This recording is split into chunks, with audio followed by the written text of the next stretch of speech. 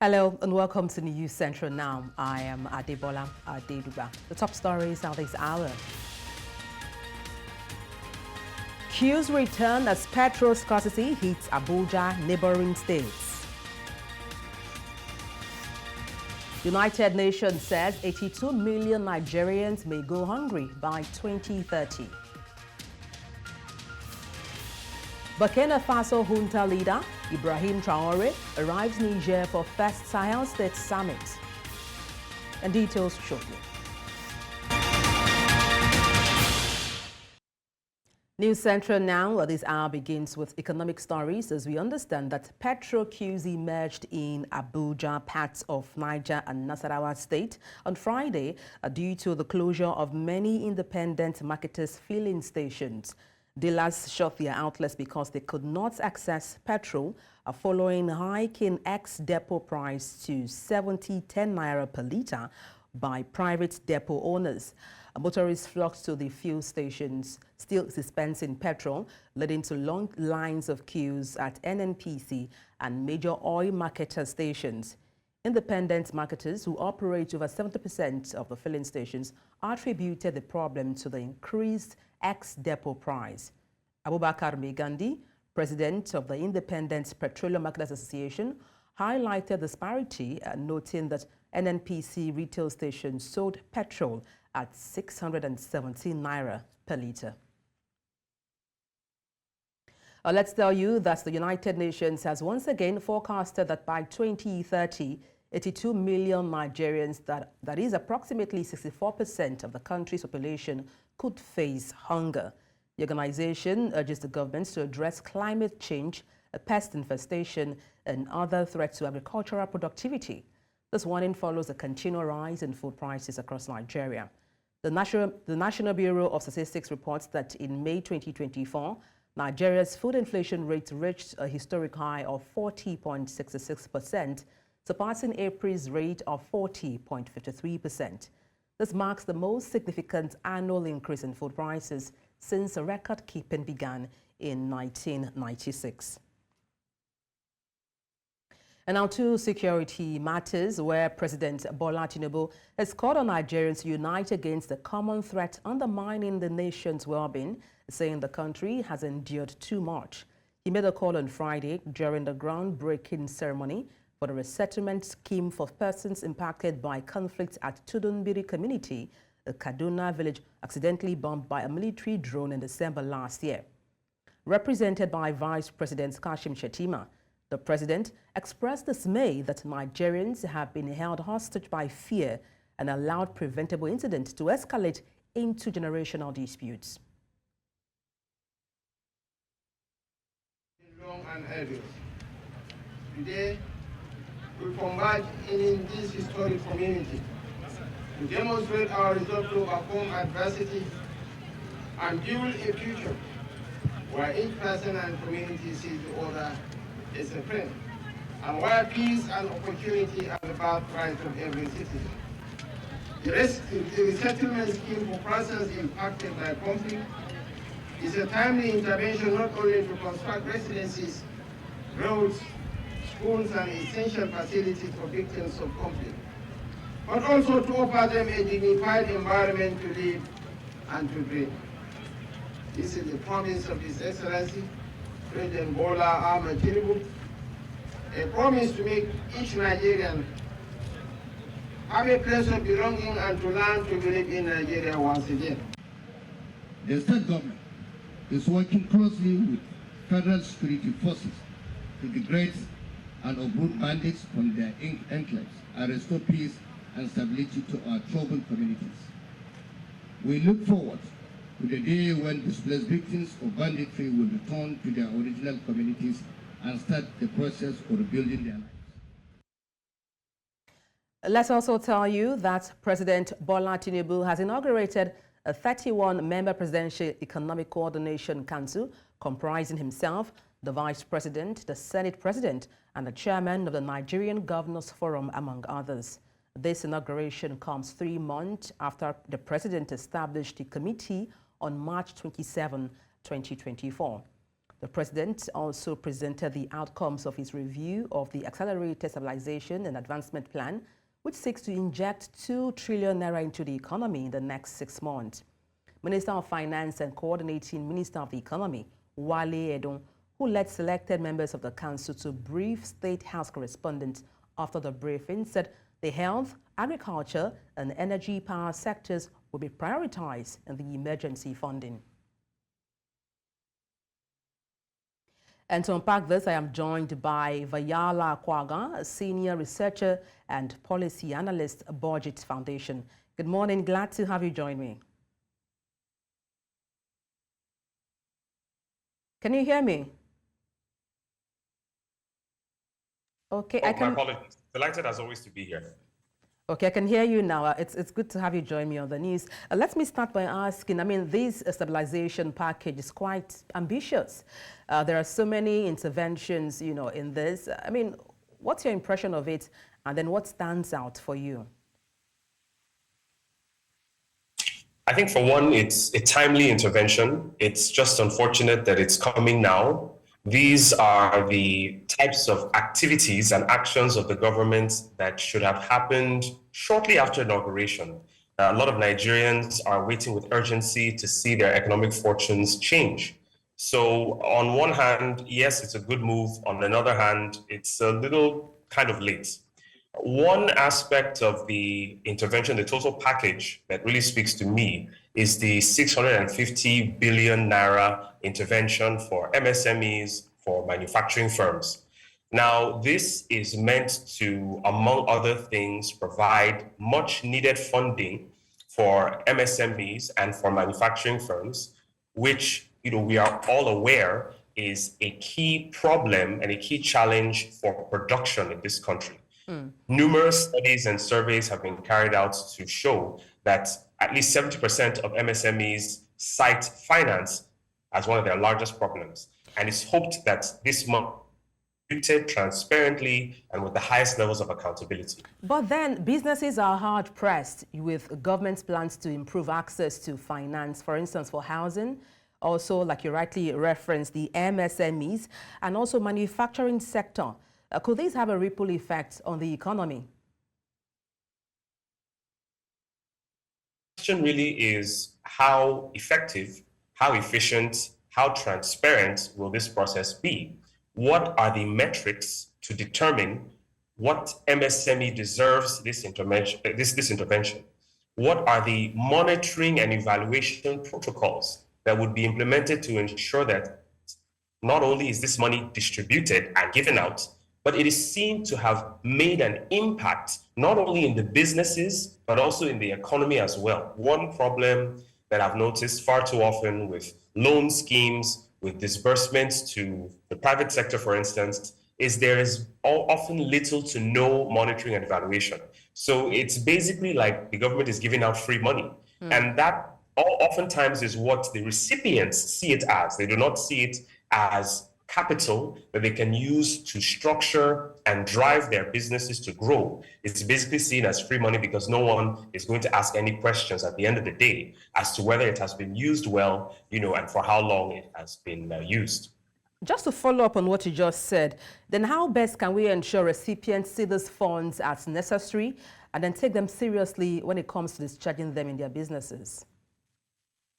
So first of all, the government needs to have a very robust monitoring and evaluation framework put in place.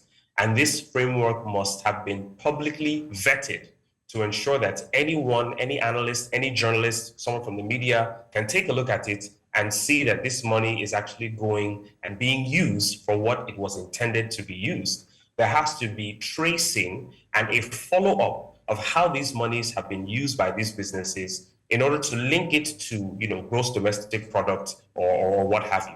Secondly, there has to be robust digital frameworks in place to ensure that this money is distributed digitally, that can be followed, that can be, assessed, that can be analyzed, instead of giving cash, which is a sure, sign that fraud would definitely follow. Far too often we see interventions done by the government that are given in cash. And it's very difficult to trace this. But if it's done digitally within a digital framework that the government controls, then this would ensure that at least some form of fraud would be eliminated and the money would get to the hands, to whom it was intended.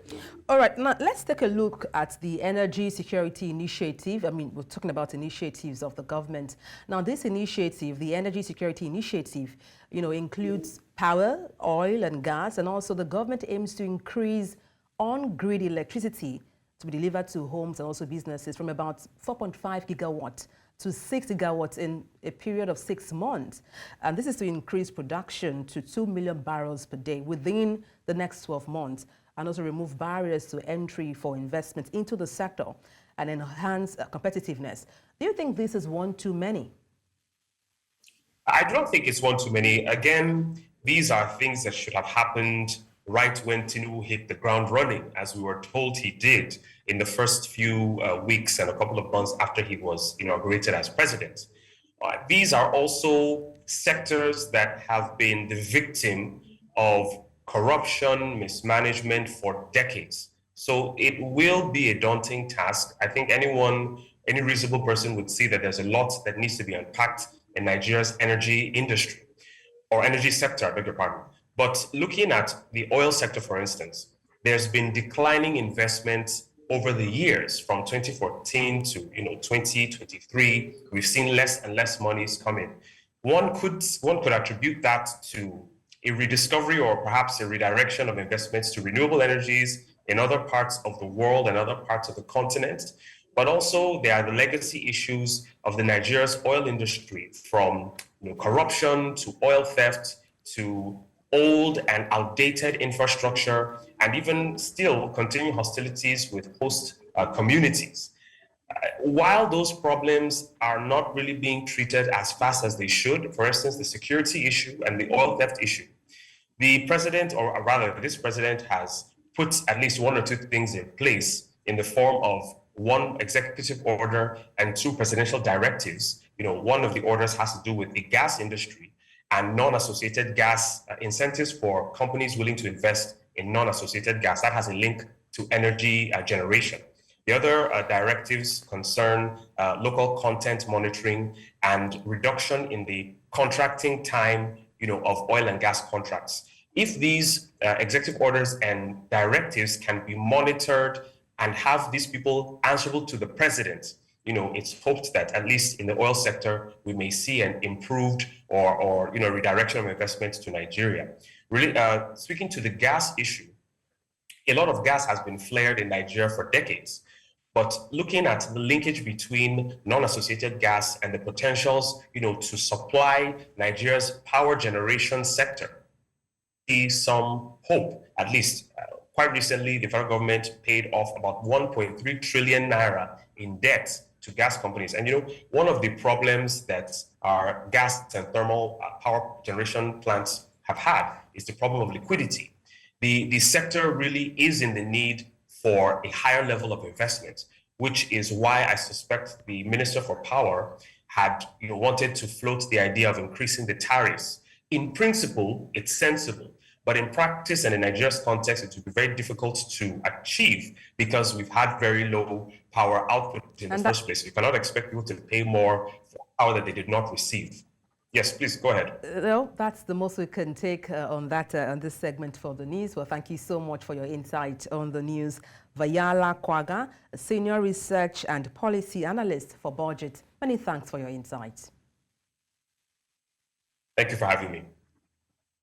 Let's tell you that the Minister of the Federal Capital Territory, Nyesom Wike, has tasked Nigerians to encourage and support the efforts of security operatives to enable them to do more in protecting lives and property. The minister made this known during the distribution of operational vehicles to security agencies equipped with the state-of-the-art communication equipment to help fight crime in the Federal Capital Territory. Our correspondent, Idong Joseph, tells us more. Abuja is known to represent a melting pot of citizens from different religions and ethnic groups. The influx of citizens into the capital city has put immense pressure on the city infrastructure, thereby affecting the security architecture of the capital city, with various crimes now being recorded.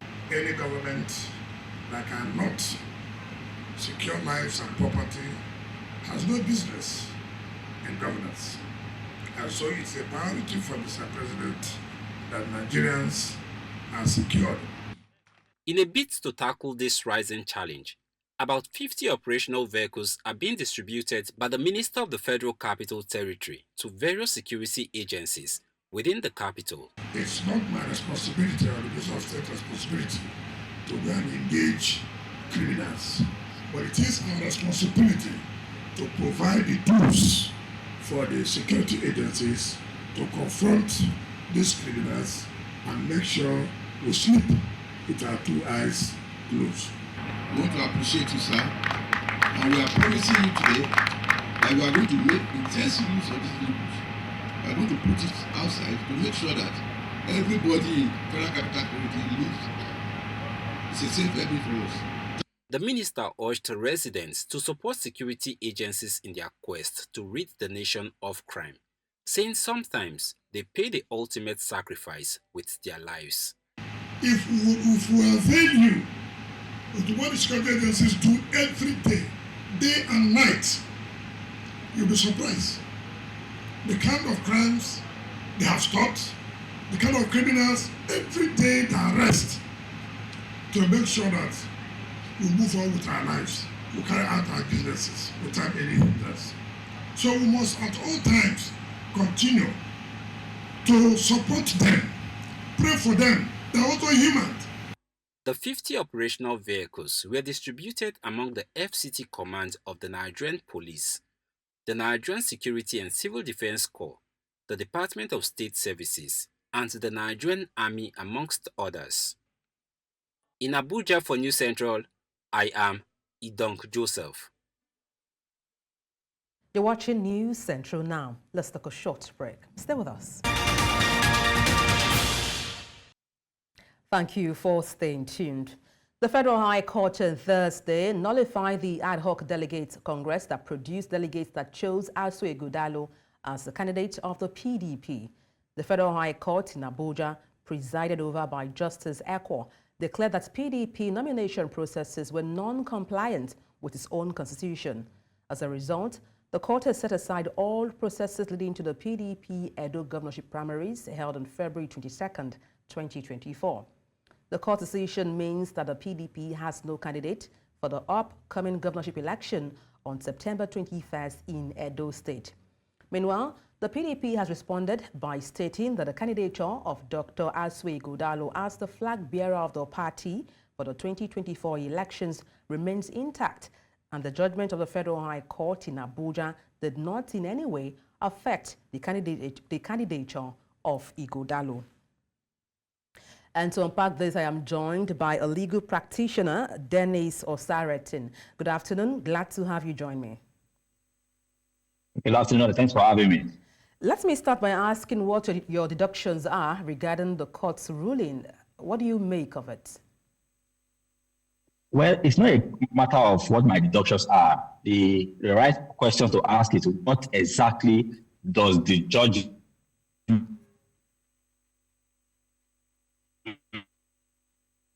Mr. Osaretin,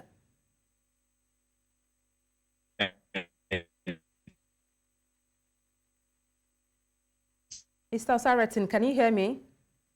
say? Hear me? Yes, but we lost you for a moment there. Yeah, I can hear you now, please. You can take your thoughts again. We lost you for a moment. Yeah, I said it's not a matter of what my deductions are. The right question to ask is what exactly does the judgment of the Federal High Court say in black and white? And I have taken out time to read through the 37-page ruling of Honorable Justice Ekwo of the Federal High Court sitting in Abuja. There is nowhere, paragraph to paragraph, where the court said expressly that they have nullified the primaries of the PDP. There is nowhere it was said in express term that the candidature of Asue Ighodalo has been nullified. So I want to use this medium to correct the misinformation, the disinformation, the fake news that is being peddled by, unfortunately, well-renowned conventional media and even in social media that the PDP primary has been cancelled. That, for me, is a lie from the pit of hell, and there's nothing like that in the judgment under review. If that is so, Mr. Osaretin, how come we have controversies, about this court verdict? Where is that stemming from? You are saying that... controversy just a minute, Mr. Osaratin. You're saying that his candidature has not been nullified. So how come we're having different interpretations of these pronouncements by the court? Where is it stemming from?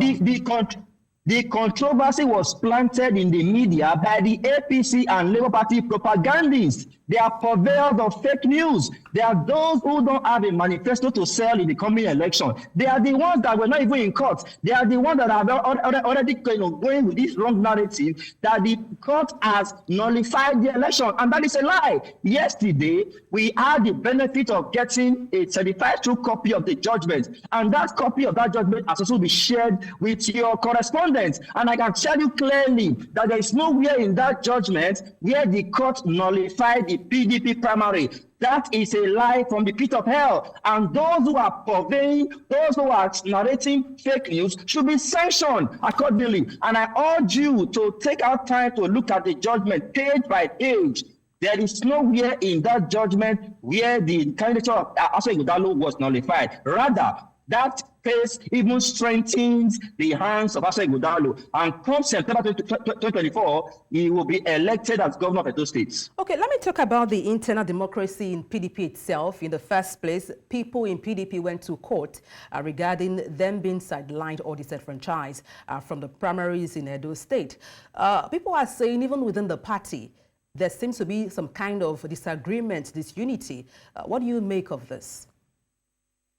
Yeah, of course, in every political association, there is bound to be agreement and disagreement. That a PDP is not an exception. It is a body made up of human beings, and human beings, as long as they are living, they will have a divergence of interest. But one thing I must tell you is that the PDP primaries that led to the election of Aswa Ighodalo was adjudged one of the freest and fairest primary elections in the history of our modern democracy. So for all those who are in the legacy group, who are still trying to pull down the roof, simply because they didn't get the ticket of the party, for me, it is more unfortunate because your interest was not satisfied as you want, then you now want to pull down and throw the baby with the bathwater. That is for me unacceptable. It's unethical, it's immoral, and should be condemned by all well-meaning Edo people and Nigerians. When you say that the process for the internal primaries for the PDP is one of the freest, and the fairest, yes, was adjudged by both local and international observers, including INEC. I hear you, right? INEC. But then yes, we have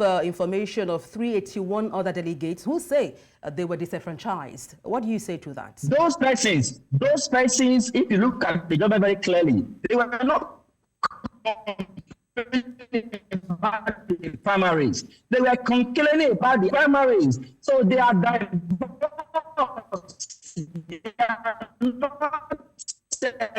Oh, Mr. Osaratin, I can barely hear you. I would have loved to get your response to that, but thank you so much all the same for your insight on the news. Dennis Osaratin, legal practitioner, we thank him for his insight. Moving on to another news item. Africa's Pro-Transparency and Accountability Coalition has raised alarm over the growing upsurge of military coup being witnessed across the continent. They made this known in Abuja, where they called for urgent action to address the shrinking democratic space on the continent. A lot of milestones have been achieved, but we are faced more with challenges now than ever. As a country, Nigeria is currently surrounded by several military routes. I know quite a lot of the military regimes in the sub-regions are falling back on some level of populism that currently is happening here, but that populism is not enough that will make this sub-region a region known for militarism or whatever you want to look at it. The 92nd Ordinary Session of the ECOWAS Council of Ministers has rounded up its meeting in Abuja. Another two-day meeting saw ministers from ECOWAS member states deliberate on a wide range of issues in preparation for the upcoming ECOWAS Authority Head of State and Government, where the resolution will be submitted to help the authority make informed decisions about peace and progress of the regional bloc. Nigeria's Minister of Foreign Affairs commended the depths of analysis and spirit of partnership displayed, saying the collective decisions arrived at will make a prosperous and peaceful West Africa. of analysis and the spirit of partnership displayed in this session have been truly exemplary. The resolutions we've adopted here will form the bedrock of discussions at the upcoming 65th Ordinary Session of the ECOWAS Authority of Heads of State and Government. Our diligent work over these past 2 days will help our leaders to make informed decisions that will advance the interests of our community. The tasks ahead are formidable, but I have no doubt that with our collective determination, we will continue to make strides towards a more integrated, prosperous, and peaceful West Africa. Residents of Funakaye community in Gombe State have embraced the Greener Gombe campaign, a tree planting exercise to restore the environment and combat climate change. Gombe State Governor Inowa Yaya, who flagged off the 2024 tree planting campaign, presented checks worth millions of naira to 7 communities. Our correspondent reports, Umaru Kirawa. Climate change remains one of the major problems across the globe, causing change in rainfall pattern, drought, flood, among others. In Nigeria's Gombe State, the government is supporting young men and women, as well as farmers with cash assistance to help empower the local communities to promote the practice of climate-smart agriculture and directly tackling climate change. As traditional rulers, always count on us for support and solidarity in the implementation of your people's-oriented project and initiative. I want to urge you to please, when you go back to your various places, you make sure that you have this in heart, so that you'll be planting trees in your communities, in your houses, in your farms, and wherever you find yourself. Because trees are very important. Without trees, we cannot survive. We will be planting 16,000 seedlings, consisting of fruit-bearing and other economic species, as part of the effort to rehabilitate 20 hectares bad woodlot plantation here in the community.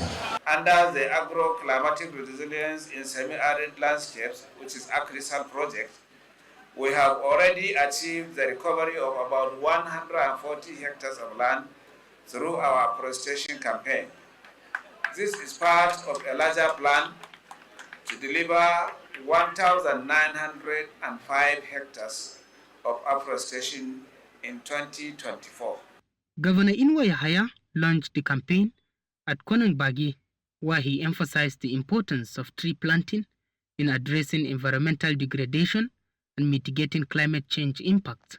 This initiative underscores our unwavering commitment to combating deforestation and restoring degraded lands in Gombe State, thus demonstrating our proactive approach to environmental sustainability and climate resilience. I'm happy to tell you that under your leadership, Gombe State is #1 in the 19 northern states and FCT as far as AgriSal is concerned. The campaign encourages all citizens to participate in tree planting activities and take ownership of the environment. In Funakaye for News Central, Umaru Kirawa. Wife of the Chief of Army Staff, Maria Lagbaja, has emphasized the transformative power of education as a cornerstone of progress. And speaking in Jos as part of activities to mark the Nigerian Army Day celebration, Maria Lagbaja, who is also the president of the Nigerian Army Officers' Wives Association, engaged with teachers and students at the 3-division Naowa Model Primary School to strategize for enhanced academic achievement. Our correspondent Chizoba Anyonwe tells us more.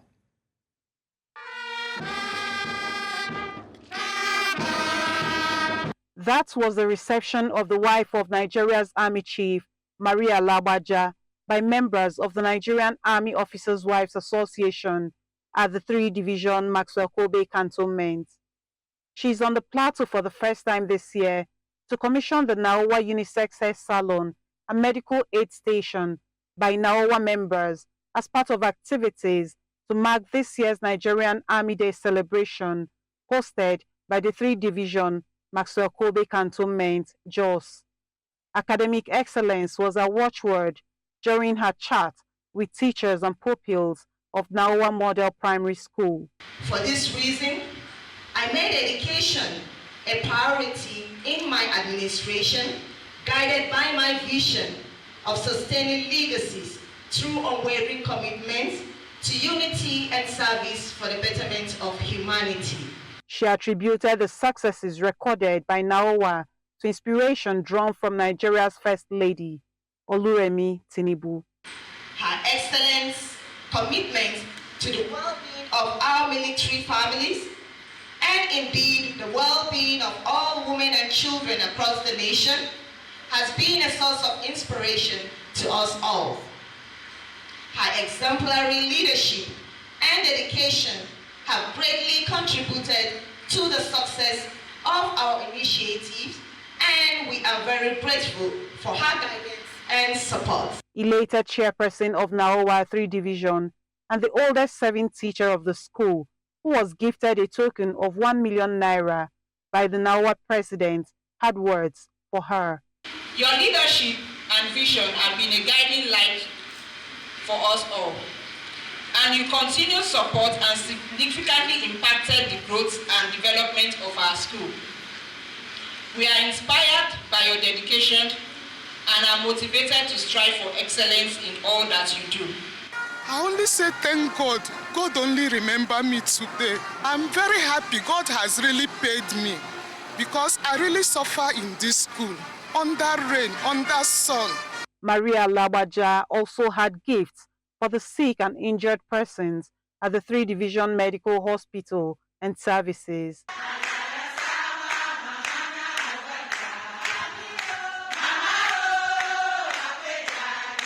That was in appreciation for Naowa President's token to members of the Nigerian Army Soldiers' Wives Association and wives of the fallen heroes. In Jos for News Central, Chizoba Anyonwe. Abia State government has advised hotel owners in the state to adhere to the approved standard of operation. Special advisor to Abia State Governor on Policies and Interventions, Reverend Father Christian Anokuru, disclosed this during a public hearing with stakeholders in the sector at the Michael Okpara Auditorium in Umuahia. Our correspondent Chiwe Ugele has more. Partnership with stakeholders will guarantee a seamless business relationship to ensure that every hospitality business in the state observes global best practices. At a time when some hotels are linked to unexplained deaths or security breaches, the government insists regulation is the only way out. Comprehensive policy on regulation of hospitality sector has been prepared to ensure that our hospitality sector operates at the highest standards of quality, safety, and sustainability. The business operators agree with the regulation policy, but say government must carry them along in the formulation process. One is this policy document should be made available to us so that we can study it very well. Then after studying it, we will come back again to deliberate on certain aspects of it. And in future, if you are inviting us for a hearing and you are creating a policy, you should include, we partner, we invite you to be with us, not measuring up others. They are also questioning the rationale behind the multiple taxations they pay to the state and local governments. The levies, what we had was pay, and at the end of the day, the man from the environment gave us the bombshell, just what he said. This, your law, will be nothing but withholding mechanism for the government to shut us down when we say that this bill is too high. In his response, the senior special assistant to the governor on tourism and entertainment, OK Justice Martin, says the government is committed to providing an enabling environment for businesses to thrive and would sanction offenders once the policy becomes effective. We can't just put policies together without having their own inputs. That's why it's a deliberation. Of course, they had some concerns. Now, those concerns are the things that will take us into the next lines of deliberation with them. The operational regulation should not just focus more on revenue drive, but on addressing the environmental and security issues that bedevil the sector. In Omaha for News Central, Chinwe Ugele. Coming up, Burkina Faso junta leader arrives Niger for first summit of Sahel states. We have details shortly. Join us again.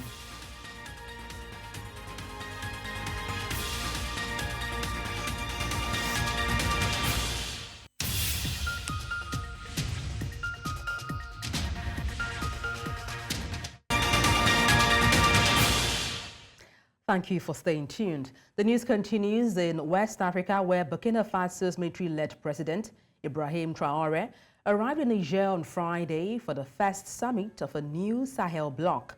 He was welcomed by Abdurrahman Giani, the leader of Niger's military regime. Malian Colonel Assimi Goïta is also billed to be part of the summit. The summit will focus on combating terrorism and strengthening cooperation amidst ongoing jihadist violence. Residents in the army greeted Traoré with flags. This summit marks the first meeting of the Alliance of Sahel States, formed in September after Burkina Faso, Mali and Niger left the Economic Community of West African States, ECOWAS. The AES has expelled French troops and shifted alliances towards Russia, emphasizing sovereignty and planning a common currency. Le sommet déjà en soi, il est historique parce que c'est le premier sommet de l'AES. Évidemment, nous attendons qu'il lance l'acte fondateur de l'AES et nous attendons de grandes décisions comme le processus de création d'une monnaie, la mise en commun de nos forces, un commandement militaire unique pour nos troupes qui combattent le terrorisme dans la zone des trois frontières. C'est le premier sommet, c'est un sommet historique des États de l'Alliance des États du Sahel. Aujourd'hui, c'est une fierté qui nous anime en tant qu'Africains de voir un sommet où c'est un sommet africain, c'est un sommet où ce sont des États qui ont décidé désormais de fédérer leur énergie, de fédérer leurs forces pour créer une alliance pour leur développement, sans aucune partie prenante étrangère, sans aucune aussi contrepartie des puissances.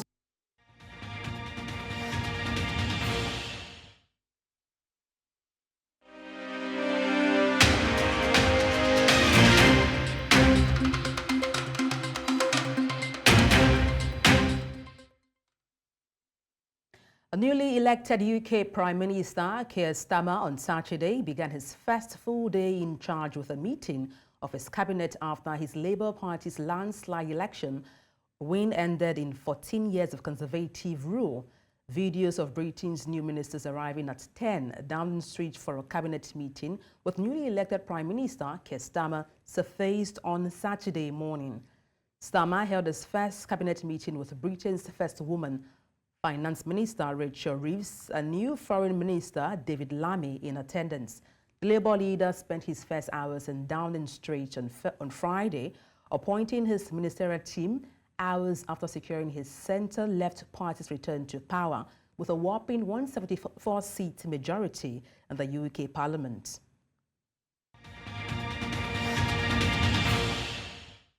Before the existing multi-currency system ends in 2030, Zimbabwean President Emmerson Mnangagwa made a suggestion that the country's new bullion-backed currency will be the only form of legal money. With this modification, US dollars, which are currently utilized in over 80% of transactions, would no longer be accepted. In an effort to calm mounting fears about impending changes to currency policy, Mnangagwa's last October prolonged the use of dollar by 5 years until 2030.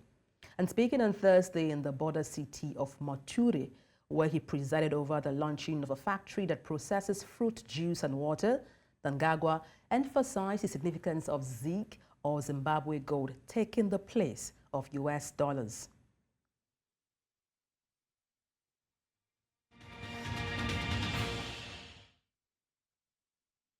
And head coach of the Falconets, Chris Musa Danjuma, has called up 4 goalkeepers, 8 defenders, 8 midfielders, and 12 strikers to a training camp in Abuja as part of the initial preparation for the FIFA Under-20 Women's World Cup Colombia 2024.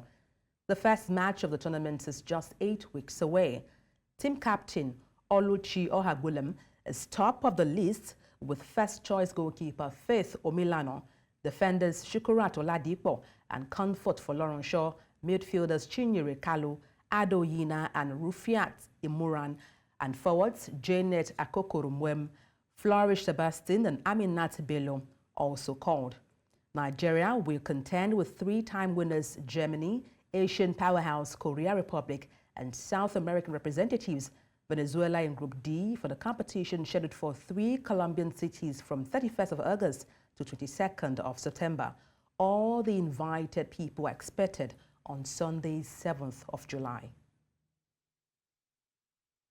Mamelodi Sundowns have confirmed the return of Steve Comfella as senior coach to assist Nkoba Nketi, who is back in charge of the side following the departure of Rulana Mokwena. The experienced Comfella served in the same role for 3 seasons from 2020 to 2021 before leaving for a spell at Moroka Swallows and then the second stint in Lambtonville Golden Arrows in the second half of the last campaign.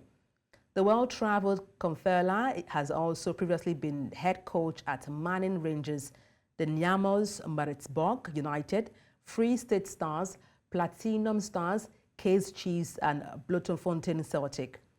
He has also had a stint as national under-23 coach and also assistant and caretaker coach of Bafana Bafana. Britain's Ima Raducanu made a strong statement of intent by beating Greek 9th seed Maria Sakkari to reach the Wimbledon 4th round.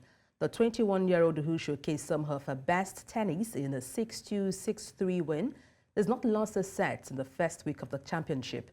Raducanu, who has matched her career best run to the 4th round in 2021, has dropped just 11 games since coming through a tie break in her opening match. She is the first Briton through to the last 16 of this year's Wimbledon singles. And that's all on the news. But before we go, let's take a look again at some of the major stories. Queues return as petrol scarcity hits Abuja, neighboring states.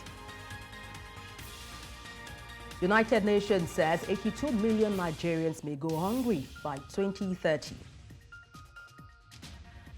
Burkina Faso junta leader Ibrahim Traore arrives Niger for first Sahel State Summit. Send your eyewitness report to the WhatsApp number on the screen and do follow us on social media. We are at News Central TV. You can watch us live on DSTV channel 422, Star Times channel 274, Avo TV and YouTube. Many thanks for watching. I am Adebola Adedugba.